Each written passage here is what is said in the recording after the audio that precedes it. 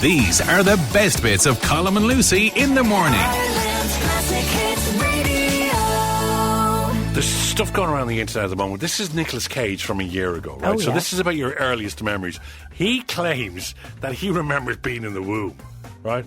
Now, only Nicolas Cage would say that. Have a quick listen to this. Is him last year. What is your earliest memory? I know this sounds really far out, and I don't know if it's real or not, but sometimes I think I could go all the way back to in utero and feeling like I could see faces in the dark or something. I know that sounds powerfully abstract, but that somehow seems like maybe it happened.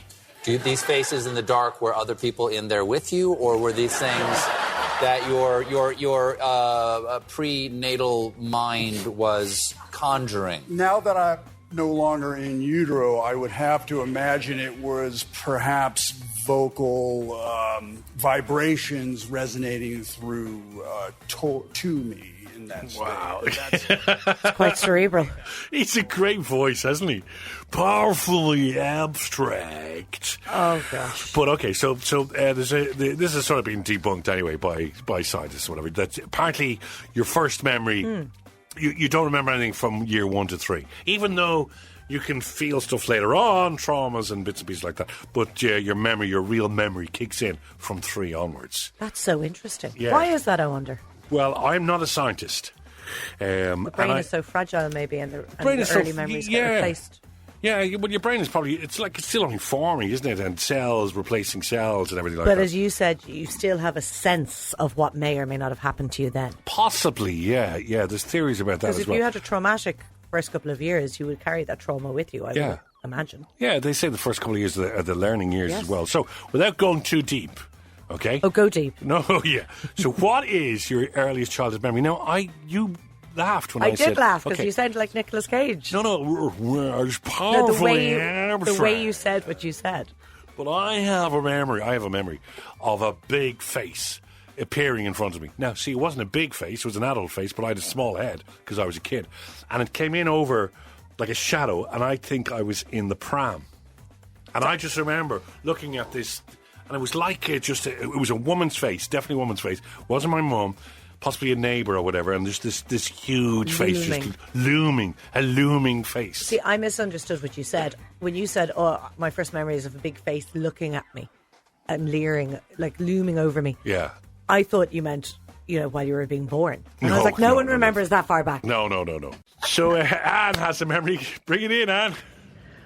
Hi, Colm and Laura. Anne here and going. My earliest memory is when my brother was born. There's 2 years and 5 months between us. Oh, wow. And I remember my dad bringing me, I wasn't allowed in, to the corner on Hollis Street, and Mum being up at the window waving down at me with the baby in her arms.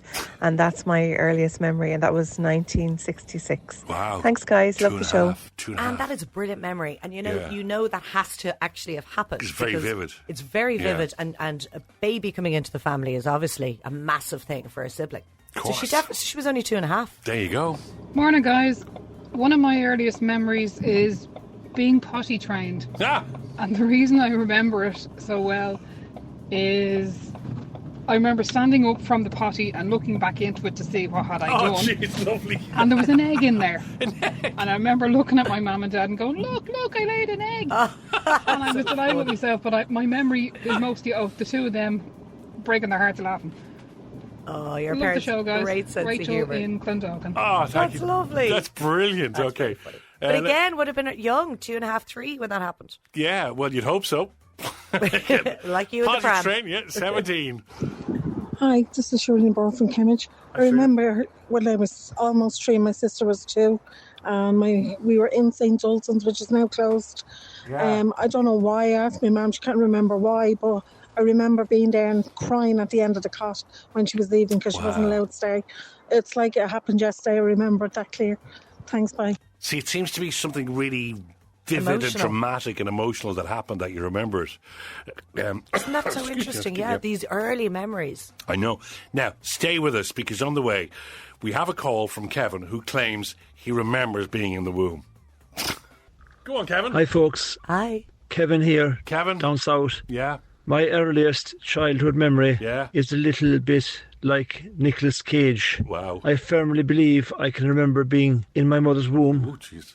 and seeing a chink of light. Wow. Oh. And I fought until I got out. Sounds like a near-death experience. Kevin, that's very dark. That's very dark. I would check with your mum, Kevin. I think she just kept you in a very dark room till you were about 3. And the light is from the Yeah, blind. the light is from the landing. Well, listen, don't diss Kevin's memory. I'm not dissing Kevin's If memory that's at all. what Kevin believes Kevin, is what it is. Kevin and Nicolas Cage together in the womb. Twins. Excuse me. Wow, okay. I'm getting a summer flu. You are. You poor thing. The back-to-school flu. Oh, yeah. Do you remember we used to all get them? And the day you'd finish, you'd get sick as well. Oh, yeah. Always the way. Anyway, okay. So it is Ireland's Classic Hits Radio, and we are here. And Laura is here. It's 16 In minutes full after health. 30 o'clock. In full health. Now, there is war raging on the internet. Like, it has just taken off. This has gone viral. Some people are saying, shut the internet down and just saying that? deal with this. People out there, people on the streets. People on the streets are saying that. And it's all to do with Patrick Stewart. And pizza. He's calling out people who don't eat their pizza crusts for the second time. He's so annoyed. He's not about letting this. it go. He's not letting it go. Sir Patrick Stewart, right? He started a huge online debate and annoyed the anti-crust brigade, Right. known as the ACBs. So what's his stance? In a tweet sent out over the weekend, the actor raised the question of whether those who abandon their crusts have truly eaten their pizza. He can't understand why people waste this part and what's the actual science behind it. It has been estimated that 3/4 of pizza eaters refuse to eat the crusts, even if there's a dip provided. I'm in that 3/4 number. I am totally in that. I do not like the crust. I don't like a heavy pan crust, that heavy crust, and then the edges of it. No, sir. It's just... Remember somebody at one stage came up with an idea of filling it with cheese? Yeah, you can still buy them. Oh, or ridiculous. there's some that have cheese and barbecue sauce in the crust. No. Well, that's probably because I thought people weren't eating them because it's too dry. Yeah. But also, if you're eating a pizza, it's, it's heavy and it's quite decadent. Yeah. I mean, Decadent. it's delicious. Wow. A big pizza all to yourself. What a great You're name for going a all new out. pizza. I'll have the decadent. I'll have the decadent, please. Decadent. But what I'm saying is, by the time you get to the crust, you're probably feeling a bit bloated and a bit heavy, like you don't want to eat that much bread. See, I always thought that the crust was like the edge to keep everything in.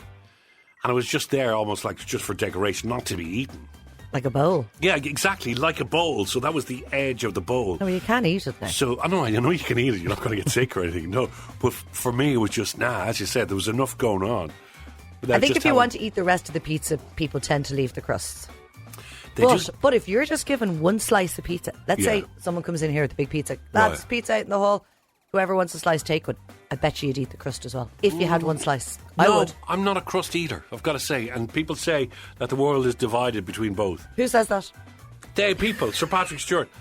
How are you on crust and bread? Are you okay on that? Yeah. Are you? Yeah, I think so, because my mother used to say, eat your crusts, eat your crusts. That was just, A lot of kids don't, though. I know. You have to cut, years ago, you have to cut the crust. I have to do that now. For Holly, okay. Well, she used to call them crustles. Crust. Can you get rid of the crustles, Dad? So you'd have to cut around the bread. What about now? What she do? She's in Cambodia at the moment. She's probably eating monkey. You know what I mean? She eats the crusts now, I would imagine. Sorry, she eats the crust now, if that was the answer to the question. Yeah. God knows what she's eating. Where do our lovely listeners stand? Yeah. Crusts or no crust? To crust or not to crust? To crust or not to crust? 087-188-0008. It is a huge debate, and apparently It's not a huge debate. It is a huge debate. This has overtaken the whole Oasis nonsense. Hasn't. And Sir Patrick's like a sir. And there's a photo of him with the pizza and making a point with his eyes. Where do your lads? Where are they? No crustles. No crustles. Where's your fella, Mark? Where does he stand? I don't know. I don't think I've watched him eat for a while. You don't know. Colm and Lucy in the morning. Weekdays from 6 a.m. on Ireland's Classic Hits Radio. Good morning, Tracy. Good morning, Lucy. Good morning, Colm. Good Now, morning, this Tracy. is a first for us. You are a previous winner. That's right. Oh How my has life gosh. been since you won all those millions? Yeah. I'm good.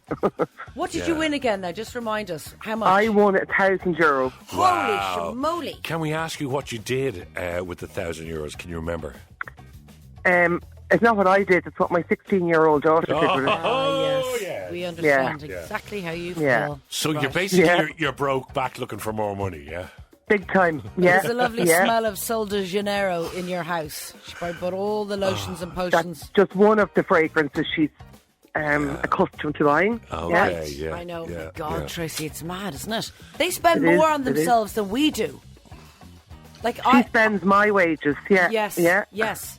I sneak into my daughter, who's only 12, Holly's room, to use her fancy stuff. There you go. I do it too, Lucy. I do it too. Well, listen, when you come into the huge amount of money that you did, you know what I mean? Yeah. It's a life-changing sum of money that happened, so we can see the big change. Did you move? Did you buy a house? Do you have to wear a baseball cap and invest abroad? sunglasses? Yeah, did you...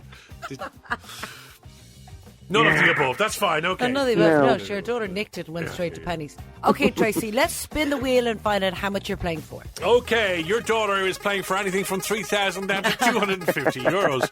The higher the amount, the harder they will be. The lower the amount, the easier you should imagine. Okay. Be good to me. Be good to me. Yeah, Be good yeah. to her, come on. Okay, 950. 50 euros what you won right. before. That's okay. Okay, yeah, well, she won a grand before. She can win 950. She'll be Okay, disappointed there's €50 left. Jeez. I know. Yeah, we might have to make it up ourselves. Oh, gosh. Tracy, you know how this works. 49 seconds. do. 49 seconds on the clock, and I'll ask you 7 questions in that time. If you get them all right, you get yourself 950 quid. Okay, Go on. let's do it. The clock starts now. Complete the name of this famous musical duo, Simon and... Garfunkel. Skeletor was a baddie in which animated TV show? Oh. Pass. The chocolate sweets Munchies come in which colour wrapper? Red. What rapper had a huge hit in the 90s with Gangster's Paradise? Coolio. The Oasis Gallagher brothers are hardcore followers of which football team? Manchester City. What is the name of the local pub on the TV show Emmerdale? The Wool Pack. In 2004, what did Oprah Winfrey famously give away to every audience member in the studio? A car. Oh, you got 6! Oh. No! Think about it. You passed on Skeletor was a baddie in which... did. So He-Man. He-Man. Oh, mind you, I wouldn't have got that. Oh, how are you going to face your daughter? How are you going to face your Oh, daughter? God, what are you going to do? know. Just leave. You have to leave the house. Just lie. I think I'll move. You have to move. You're not safe where you are. Can I move in with you, Lucy? Yes. Living with Lucy. Yes, you can actually live with Moving Lucy. in with Hiding with Lucy. Hiding with Lucy. Hiding with Yes, Lucy. it's the name of the new show. Well done, Tracy. Get royalties. Oh, Tracy, well done. 6 out of 7. Okay, but well, you've got to phone us look. again because we need to. Yeah. We need to earn you some cash. you know, I listen every day, so I will. Thank do. you. You keep listening. Listen, Love the show. what's your daughter's name, by the way? Neve. Yeah. Oh, you can just say it in a nicer way than that. Good morning to Neve. Neve, we're so sorry that your mum let you down. Neve, give your mum a break. Go get a job. Okay, guys, today is from Nicole in Santry, who says her mother complains about everything. It's got so bad. Her mum, who I presume is of an elderly generation, Wow. Oh, wow. last week complained that the ice cream is too cold. Colm Hayes complains about everything. I complain about nothing, just to say. I just think if you're paying for it, you need to pay for what you get. You know what I mean? End of story. And if it's not what you ordered, then you're right to complain. And it's not complaining, it's just pointing out, I ordered chicken, you've just given me, a shoe. Thank you so much. That's delicious. And you'd eat the shoe. I would eat the What shoe. a lovely shoe. I would eat the shoe. Yeah. Okay. Lorraine, what have you got? Good morning, Colm and Lucy. Morning. As to do with complaints, I think Irish people are a nation of not being able to complain. Yes, Definitely. They don't seem to do it. And No. I think it's very important, especially nowadays when it's hard to earn a crust. So when you're spending out, you want it to be correct. I would be we willing. Don't complain. I would be willing to put it on the curriculum. What? Sort of in 5th class or 6th class, once a week, that you do complaining. So you role play kids complaining and stuff in school, and so they get to know how to complain. There is a nice way to complain, I suppose. Now, I never complain in a nasty way.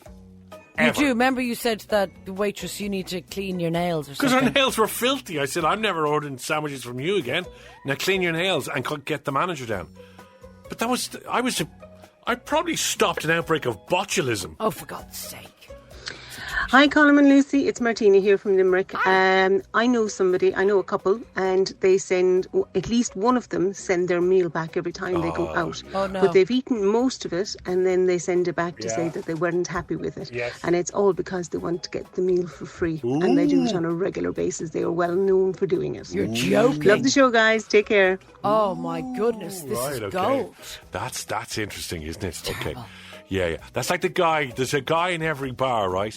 And he orders a pint and he'll have half the pint drank and he'll call the barman and go, "Geez, that's really flat. You wouldn't just put a bit of a head on it and then you get another half a pint free." Is that what you do? No, 'cause I don't drink in bars and I don't drink beer. But I know a couple of guys that do. And they do it for that reason? Yes, they do for that reason. That's theft. Technically it sort of is, but they'll go, "It's gone really flat. You wouldn't just put a bit of a head on it," and they'll never put a barman will never put a head on it. He'll bring it all the way back up to the pint again. There you go. Tommy wants to get in. I've always said that if you go to a restaurant, you shouldn't pay for it unless it's better than something you can cook at home. Right. Yeah. If you're out and you're paying for a meal, it has to be right. Yeah, that's actually a good point. There you go. Okay. If it's not as good as what you do at home, then good luck to you. Oh, Colm, do you know what? I'd kill you in a restaurant. I'd be like, get away from him if he comes in, because he keeps moaning about everything. Yeah, that's it. Colm and Lucy in the morning. The best bits from Ireland's classic hits radio. Find us wherever you get your podcasts and don't forget to like and subscribe. Ireland's classic hits.